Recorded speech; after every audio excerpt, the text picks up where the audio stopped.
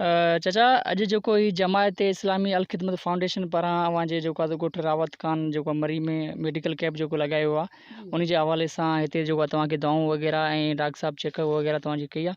जी जी हा बिल्कुलु आयो आहे। असांजो ॾाढो क़िस्मत जमायत इस्लामी वारा असुल खां वठी करनि था। हींअर बि अॼु बि आयो माशा अल्लाह। हिते हाणे डॉक्टर साहिब खे ख़बर आहे त माण्हू काफ़ी आया आहिनि।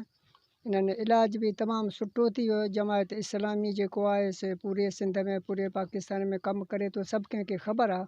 असां ॾाढो इन्हनि में मुतमिन आहियूं। इनशाला कमु कंदा रहंदा आहिनि, पोइ बि कंदा इनशाला। इन ॻाल्हि तमामु असीं मुतमिन आहियूं। असांखे भरवसो आहे इनशाला इन जमायत खां वधीक ॿिए जमायत असांखे कोन थो सुझे ॿुधाई न भाउ। असां बिल्कुलु इन जा मुतमिन आहियूं। कमु ॾाढो भलो था करनि। इन खां अॻु में को सरकारी को पार्टी वग़ैरह हिते आयो आहे अव्हांजे ॻोठ में हली? जी सरकारी माण्हू त असांखे अचणु त ठहियो त असांखे कंहिं फ़ोन बि कोन कयो त तव्हांजा कहिड़ा हाल आहिनि, अहिड़ो बि असांजे नज़र में कोन आयो। बाक़ी इन खां पोइ बि को अचनि त असांखे ख़बर कोन आहे। अञा तक त असां वटि केरु कोन रसायो सरकारी माण्हू। डॉक्टर साहब अॼु अल ख़िदमत फाउंडेशन जमायत इस्लामी पारां ॻोठु रावत खान मरी में जेको अॼु मेडिकल कैंप लॻायो आहे त उन में हिते केतिरो तइदादु हो मरीज़नि जो ऐं जेको आहे कहिड़ियूं कहिड़ियूं बीमारियूं हुयूं जेके हिते मरीज़नि में तव्हां चेकअप कयो आहे? सभिनी खे अस्सलाम वालेकुम। अॼु जेको असां रावत खान मरी जे ॻोठ में जेको अल ख़िदमत जे तरफ़ां जेको कैंप लॻाई आहे ऐं असां तक़रीबन महीनो कान थियो आहे लॻी ऐं सॼे ज़िले में कैंपूं लॻायूं पिया। पर अॼोको त माना ईअं आहे त बाक़ाइदे असांखे महसूसु थियो आहे त एतिरो सारो परे वञी ॻोठु ॿाराड़ी में बिल्कुलु जिते कचो रस्तो आहे, गाॾी बि असांजी कचे रस्ते मां बि अचे पई ऐं हिते वियासीं त ॾाढो माना इन्हनि जी मरीज़नि जी जेका ॾाढी ठीकु पेशेंट तमामु जेको माना ऐं हिते जेको माना भरिया पिया आहिनि हिकिड़े क़िस्म जा। तीअं सम्झो त ख़ासि करे मलेरिया में आहिनि घणा मरीज़, ॿिया चमड़ी जी बीमारियुनि में मरीज़ जाम आहिनि ऐं नंढा ॿार हिते जेको ॾिठासीं उन्हनि में सहक तमामु घणी हुई। हिते जे ॿारनि में महसूसु कयोसीं त शायदि ही पाणी अञा वधीक कुझु ख़राबु थी वियो आहे जेको माना ॿारनि खे काफ़ी सारो नुक़सानु ॾिए पियो। हिते नंढे ॿारनि में तमामु जेको सहक तमामु घणी थी वई आहे। उहो उन करे जो थी सघे थो ॿारनि खे पाणी जेके पींदा हुजनि नंढा त उन्हनि जे करे बि उहो थी सघे थो। ऐं तक़रीबन असां हिते जेको 250 मरीज़ जेको हींअर ॾिसी चुका आहियूं।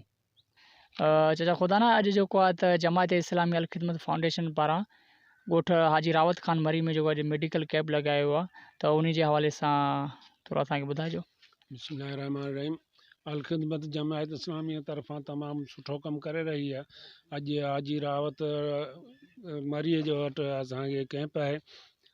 यूनियन काउंसिल झंडो मरी ये मशाक होती है तहलके में ये लॻल आहे ऐं अल्हम्दुलिल्लाह तमामु बहितरीनु कमु करे रहिया आहिनि। माण्हू तमामु ख़ुशि आहिनि ऐं जेके बीमारियूं उन्हनि जे घर वेठे उनजो इलाजु थिए पियो, माण्हू ख़ुशि आहिनि। ऐं माण्हू इहो बि सम्झनि शायदि जमायत इस्लामी हुकूमत अची वई आहे।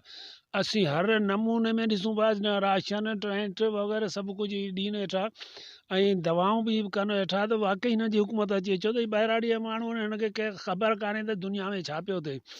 त इहो पिया सम्झनि त भई जमायत इस्लामी हुकूमत आई आहे असांजी मदद करे पई ऐं अल्हम्दुलिल्लाह हिन खां पोइ बि माण्हुनि जो आसिरो आहे त असांखे जमायत इस्लामी कोन छॾींदी, हर ॾुखे वक़्त में असांजी मदद कंदी ऐं इनशाला जमायत इस्लामी माण्हुनि जी तमामु मदद करे पई ऐं अॻिते बि इनशाला मदद कंदी रहंदी।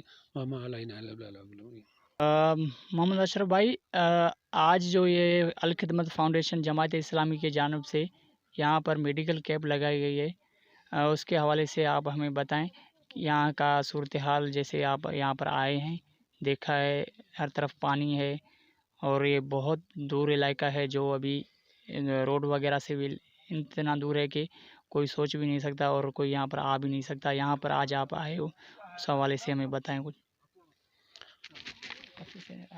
बिस्मिल्लाहिर्रहमानिर्रहीम। यहाँ आज हम हाजी रावत खान मरी गांव तालुका झंडो मरी ज़िला टंडोलियार में सुबह तकरीबन 11:30 बजे पहुँचे और उसके बाद इस गांव के लोगों ने यहाँ गो के देवियाँ हैं लेकिन उसके बावजूद बहुत अच्छा अरेंजमेंट किया और मैं इनको इस मौके पर मुबारकबाद पेश करता हूँ, ख़ास तौर पर नदीम भाई और दीगर नूर मोहम्मद साहब मरी जो इन्होंने इतना अच्छा अरेंजमेंट किया। और यहाँ अलखदमत की टीम और अलखदमत वैसे भी माशाल्लाह तकरीबन गुज़िश्ता ये जो बरसातें आई, सैलाब आया, इस कैफियत में मुसलसल उनके कैंप जो है लग रहे हैं हमारे।